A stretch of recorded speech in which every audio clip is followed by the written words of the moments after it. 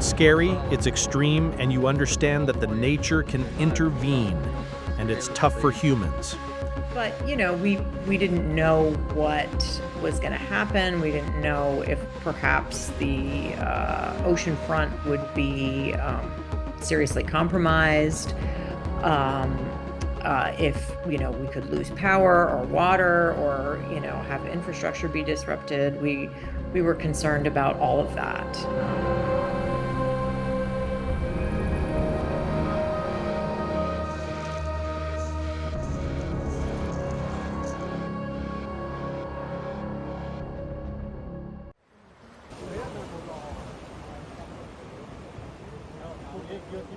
On July 30th, an 8.8 magnitude earthquake off the coast of Russia's Kamchatka Peninsula triggered widespread tsunamis, forcing tens of millions of people to evacuate urgently.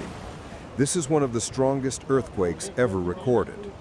The U.S. Geological Survey stated that the epicenter was at a depth of 19.3 kilometers, approximately 119 kilometers east-southeast of the city of Petropavlovsk Kamchatsky. Tsunami warnings were issued across the Pacific region, from Russia and Japan to the United States and several other countries. A chef in Severokurilsk, Russia, who was working in the kitchen when the earthquake struck off the Kamchatka Peninsula in Russia's Far East, said everything started shaking and all the staff ran out of the building. I was in the kitchen. I work as a cook at a tourist place in Paramushir. It all started shaking. The shelves in the kitchen started trembling. Together with my colleagues, we turned everything off and ran outside. We saw everything trembling. The brick pipes were just melting and disappearing from the roofs. Everything, tarmac, ground, buildings were just going in waves. It lasted for about 2 minutes. After that, we immediately evacuated to a safe place. We took a minibus to the volcanic hill where the whole town gathers. It's the highest point when waves come. We had front row seats, so to speak. Watched the bay, saw the fish plant and a river station getting demolished by waves. Everything crushed, metal bending, screeching sounds. The waves kept coming for about 20 minutes before receding.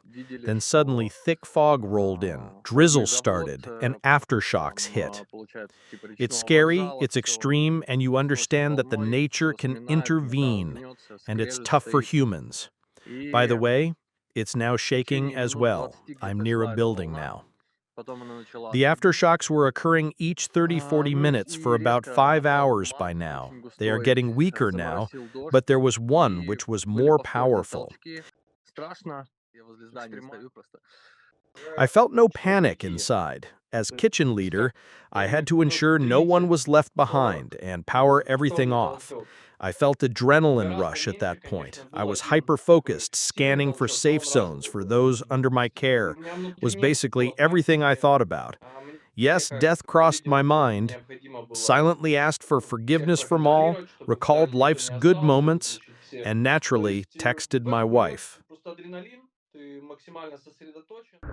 According to Elena Kobeleva, director of the Baikal branch of the Federal Research Center of the Unified Geophysical Service of the Russian Academy of Sciences, future aftershocks could be as strong as the main earthquake that occurred off the Kamchatka Peninsula in Russia's Far East. Kamchatka Peninsula is situated in the area where two geological plates collide. So there are two oceanic crusts that are diverging at speed of 8 meters per year, as I remember. That's why it is to be expected, and it is predictable, that earthquakes happen in this zone of subduction. And aftershocking were, are, and will be in this region. Aftershock sequences can happen. Even in several cases, it can last for decades and for years. For example, Hovskol earthquake in 2021. Until now, we observe the aftershocks. A beach in Honolulu, Hawaii was seen almost deserted on July 29th ahead of an expected tsunami, following a major earthquake in Russia's Far East that triggered evacuation sirens in several countries.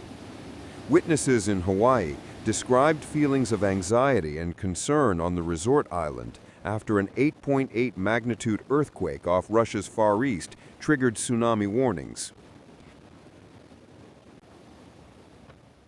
But, we didn't know what was going to happen. We didn't know if perhaps the ocean front would be seriously compromised. If, we could lose power or water or, have infrastructure be disrupted. We were concerned about all of that. In Hawaii, waves up to 1.7 meters, 5.5 feet, affected the islands before the Pacific Tsunami Warning Center downgraded the alert for the state around 0850 GMT, stating that no major tsunami was expected. Coastal residents were previously asked to move to higher ground or the fourth floor or above of buildings, and the U.S. Coast Guard ordered ships to leave ports. Flights from Honolulu Airport resumed afterward, the Department of Transportation said, while the main airport in Maui remained closed with passengers sheltering in the terminal.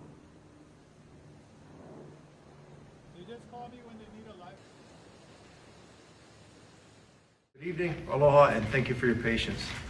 The Pacific Tsunami Warning Center has downgraded the forecast from a tsunami warning to a tsunami advisory. The PTWC continues to monitor for more data to update its forecast and for an all clear that they may issue later on.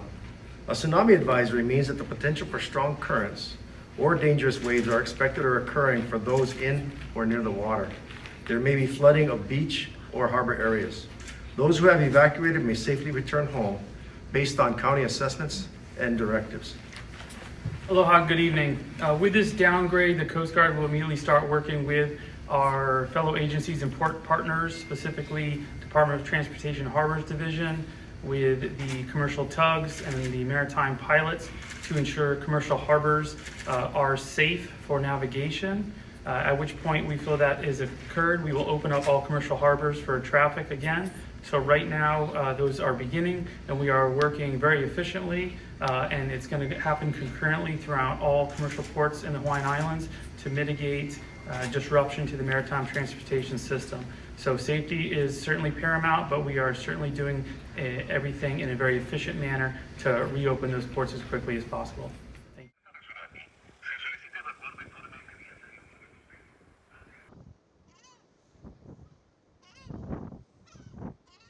Chile, a country highly prone to earthquakes and tsunamis, raised its warning to the highest level on Wednesday morning for most of its long Pacific coast and began evacuating hundreds of people. Colombian officials ordered the complete closure and evacuation of beaches and low-tide areas, while maritime traffic was restricted. Ecuador canceled classes at schools in the Galapagos Islands, as well as communities along the coast. In Northern California, tsunami activity continued on Wednesday morning, with waves reaching up to 3.6 feet, 1.1 meters in Crescent City, a place with a history of tsunami disasters. Even waves only a few feet high can pose significant risks. New Zealand's coastline, about 9,600 kilometers, 6,000 miles from the epicenter, is experiencing strong currents and large waves. No evacuation orders were issued, but people throughout the South Pacific island nation were warned to stay away from the water, beaches, shorelines, and harbors. Liu Xin, an assistant professor at the Department of Earth and Planetary Sciences at the University of Hong Kong, China, said the earthquake's rupture extended 200 kilometers, 124 miles along the Kuril-Kamchatka Trench. This rupture length is comparable to the 2011 Tohoku earthquake, but smaller, definitely smaller. After 70 years or so, the elastic energy of the sponge gets so big that it overcomes the frictional force between the North American plate and the subducting Pacific plate. So it bounces back and generates this earthquake.